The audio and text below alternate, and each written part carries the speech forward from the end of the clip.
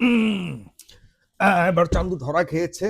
আমাদের ভারতের চান্দু নরেন্দ্র মোদী, তিনি ধরা খেয়েছেন। বাংলাদেশে শেখ হাসিনা তো ধরা খেয়েছে, তাও ধরেন একটু মানুষের কাছে তিনি ধরা খেয়েছেন। আর নরেন্দ্র মোদী ছোট্ট একটা তেলাপোকার কাছে ধরা খেয়েছে। ছোট্ট তেলাপোকার কাছে ধরা খেয়েছে। তিনি তার সরকার এই মুহূর্তে ককরোচ জনতা পার্টির মুখোমুখি অবস্থানে রয়েছে। ককরোচ জনতা পার্টির যে উত্থান, সেটির কাহিনী ইতিমধ্যে হয়তো আপনারা জেনেছেন। তারপর আমি ছোট্ট করে বলি, ভারতের যে প্রধান বিচারপতি, একটা উদাহরণ নিয়ে তার একটা বিচারের যে রায় দিয়েছিলেন, সেখানে তিনি ওই একটু বলেছিলেন যে আসলে কিছু কিছু মানুষ আছে অনলাইনে, সোশ্যাল মিডিয়াতে, যাদের কোনো খেয়ে দিয়ে কাজ নেই, বেকার জীবনযাপন করে, তারা সমাজের তেলাপোকার মতো এদিক সেদিক ঘোরাঘুরি করে, কোনো কাজ নেই, এখানে সেখানে গিয়ে মুখ দেয়। এই টাইপের কথার প্রেক্ষিতে ভারতের নাগরিক সমাজ ক্ষুব্ধ হয়েছে। কিন্তু সেখানে একজন প্রবাসী ভারতীয়, তিনি এটিকে নিয়ে প্রতিবাদটা এমনভাবে তিনি তুলেছেন যে আমরা যারা বেকার রয়েছি, যাদের কাজকর্ম নাই, তাদেরকে প্রধান বিচারপতি কোথায় আমাদেরকে কর্ম দিবে, সেই কর্মসংস্থান না দিয়ে, সরকারকে কর্মসংস্থান দিতে না বলে, বরং উল্টো বেকারদেরকে ককরোচের সাথে, মানে তেলাপোকার সাথে তুলনা করেছে। এটি কোনোভাবেই মানা যায় না। দীপক নামক ওই ভদ্রলোক, ওই যে মানে অ্যাক্টিভিস্ট, যে এই আন্দোলনের ডাক দিয়েছেন যে আমরা বরং এই বেকাররা একটি নতুন করে রাজনৈতিক দল করি এবং আমরা রাজনৈতিক দলের মাধ্যমে দেশের ক্ষমতায় যাব এবং সেই ক্ষমতায় গিয়ে আমরা আমাদের কর্মসংস্থানের ব্যবস্থা করব। এই আহ্বান দিয়েছে। পুরো ভারত জুড়ে তোল পার শুরু হয়েছে, একটা রেভলিউশন হবার মতো অবস্থা তৈরি হয়েছে। বাংলাদেশ কিছুদিন আগে দেখিয়ে দিয়েছে, আপনারা জানেন। বাংলাদেশের প্রধানমন্ত্রী সামান্য একটা কথা বলেছিলেন যে চাকুরি কি মুক্তিযুদ্ধের ছেলেরা পাবে না, কি রাজাকারের পুতেরা পাবে। এই একটি কথা ধরেই কিন্তু একদম স্ফুলিঙ্গের মতো জ্বলতে শুরু হলো চতুর্দিকে। কাজী নজরুল ইসলামের সেই কবিতার মতো ভেঙে চুরমার করে দেওয়া শুরু করলো চতুর্দিকে, যেটির ফলাফল এখন বর্তমান বাংলাদেশ ভালো মন্দ সেটি পরের ব্যাপার, কিন্তু একটি বিশাল পরিবর্তন 15 বছর পর সাধারণ মানুষ দেখেছে, যেটিকে ধরে পৃথিবীর বিভিন্ন দেশে কিন্তু চমৎকারভাবে বাংলাদেশের এই আন্দোলনের পথ ধরে পরিবর্তন হয়েছে। অন্যান্য দেশেও যারা দীর্ঘদিন স্বেচ্ছাচারী সরকার বা স্বৈরাচারী সরকার ছিল, সেগুলির পতন ঘটিয়েছে। আমি আপনাদেরকে যেটি বলতে চাই সেটি হলো যে কথা খুব গুরুত্বপূর্ণ একটি বিষয়। মনে যা আসে তা বললেই হয় না। কথা বলার আগে অনেক চিন্তা ভাবনা। আপনারা কখনো কি প্রেম করেছেন, ভালোবেসেছেন কাউকে? যখন কাউকে আপনি জীবনের চেয়েও বেশি ভালোবাসেন, সেও যদি আপনাকে সামান্য একটা কথা, যেটি হয়তো আপনি কখনো কল্পনা করেননি যে ভালোবাসার মানুষ আমাকে এমনটি বলবে, একটি শব্দও হতে পারে সেটিও যদি আপনাকে বলে, আপনি কিন্তু বসে থাকতে পারেন না। আপনি কিন্তু কাতর হয়ে যান, আপনি কিন্তু আবেগ আপ্লুত হয়ে যান, আপনি কিন্তু মর্মাহত হয়ে হতাশ হয়ে যান, এবং জীবন দেওয়ার মতো অনেক ঘটনা এরকম ঘটেছে। সেই জায়গাতে যেতে পারে কত ভালোবাসার মানুষ, তারপরেও ছোট্ট একটি কথার জন্য বহু গভীর ভালোবাসাও ভেঙে চুরমার হয়ে যায়, ছোট্ট একটি কথার জন্য। সেই ছোট্ট কথা থেকে হাসিনার পতন হয়েছে। সেই ছোট্ট কথা থেকে আজকে ককরোচ জনতা পার্টি, সিজিপি, এরকম একটি রাজনৈতিক দল গঠন করেছে, যেখানে অবাক হয়ে যাবেন যে ছেলেটি আহ্বান করেছে, তার ইনস্টাগ্রাম, তার টুইটার বা এক্স হ্যান্ডেল যেটাকে বলে, ফেসবুক, বিশেষ করে এক্স হ্যান্ডেলে তো কয়েকদিনে 22 মিলিয়ন মানুষ তাকে সাবস্ক্রাইব করেছিল। আজকে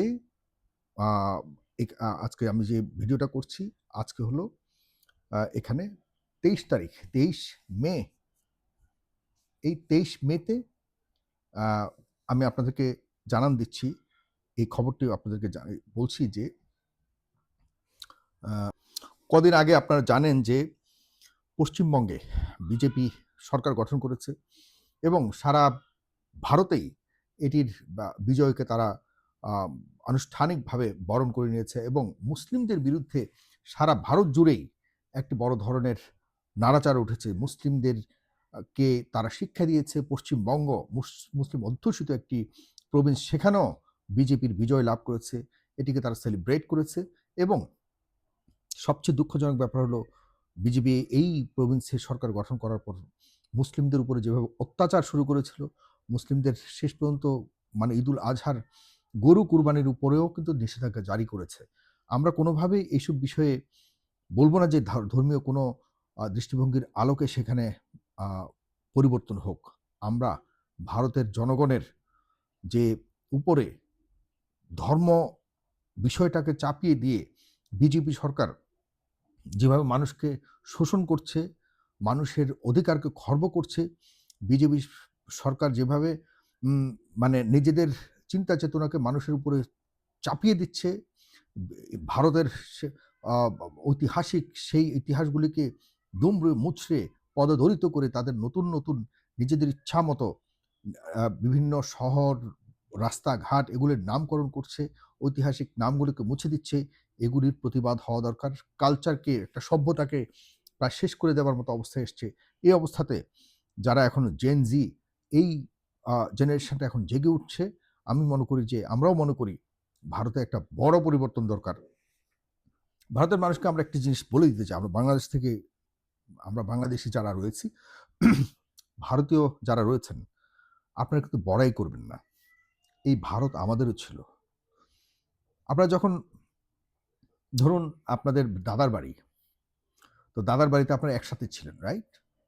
এখন আপনাদের মধ্যে যে সন্তানটি, দাদাবাড়ির যে সন্তানটি একটু ভালো অবস্থাতে যেতে চায়, একটু ভালো জায়গায় থাকতে চায়, একটু আলাদা থাকতে চায়, তখন কিন্তু আলাদা বাড়ি করে অথবা আলাদা একটু আলাদা হয়ে দেখা গেছে যে একটু নিজেদেরকে আ অন্য কোথাও স্থাপন করবার চেষ্টা করে। আমরা শুধুমাত্র সেটা করেছি। আপনাদের ভারত নয় এটা। এটা আমাদেরও অধিকার আছে। এই পুরো ভারত আমাদের। আমরা ৪৭ এ ভাগ হয়েছি আপনাদের কাছ থেকে। এর মানে এই না আমরা চলে এসেছি, আপনারা তাড়িয়ে দেন নাই। আমরা নিজেদের বেটারমেন্ট এর জন্য আপনাদের থেকে আলাদা হয়েছি। এখনো আমরা ইচ্ছা করলে পুরনো বাড়িতে যেতে পারি। এটা আমাদের অধিকার। আমরা ইচ্ছা করলে আমাদের পুরনো বাড়ি আবার যেতে পারি। কারণ সবার পুরনো বাড়িতে যাওয়ার অধিকার সবার থাকে। নতুন বাড়িতে যাওয়ার পুরনো বাড়ির কারো অধিকার থাকে না। সুতরাং আমাদের নতুন বাড়িতে আমরা আছি। এর মানে এই নয় যে আমরা পুরনো বাড়িতে যেতে পারব না। সুতরাং ওই যে ভারত বলে আপনারা যে বলছেন, আপনাদেরই ভারত, ঠিক না। আমাদেরও কিন্তু আপনাদের এখানে ভালো-মন্দ যাই হয়, আমরা আমাদের এখানে আ আমাদেরও মাথা ব্যথা হয়। আপনাদের ভালো-মন্দ নিয়ে আমরাও কথা বলার জন্য সবসময় আ মনে করি যে আমাদের দায়িত্ব জায়গা থেকে এটি হোক। যেহেতু আপনার প্রতিবেশী আর আমাদের সেটি অধিকার রয়েছে, ভারতে আমাদের অধিকার রয়েছে। ভারত আমাদের রেখে আসা আমাদের মাটি, আমাদের ঘর। সুতরাং আমরা কিন্তু যেকোনো মুহূর্তে আপনাদের এখানে ভালো-মন্দ নিয়ে কথা বলতে অধিকার রাখি। আর দেখুন, মানে এই কয়েকটি ঘটনার প্রেক্ষিতে আপনারা যারা ভালোবাসেন, আপনারা যারা রাজনীতি করেন, আপনারা যারা আ কথা বিক্রি করে খান, সবার কাছে একটাই অনুরোধ। যেকোনো কথা বলবার আগে, যেকোনো স্তরে, যেকোনো সিচুয়েশনে একটু চিন্তা ভাবনা করে বলবেন।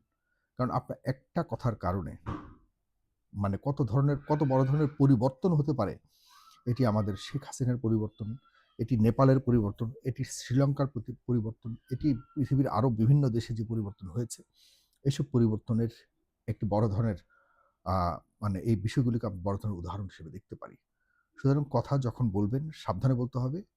আমি মনে করি ভারতের যে যুবারা, ভারতের যে যুবক শ্রেণী, ককরোচ জনতা পার্টি যা করছে সঠিকভাবে করছে। ককরোচ জনতা পার্টির আমি ব্যক্তিগতভাবে আমাদের বাংলাদেশের পক্ষ থেকে শুভকামনা জানাই। আমরা মনে করি যে তারা সঠিক পথে রয়েছে, তাদের বিজয় অবশ্যম্ভাবী। ভালো থাকবেন সবাই। সালাম।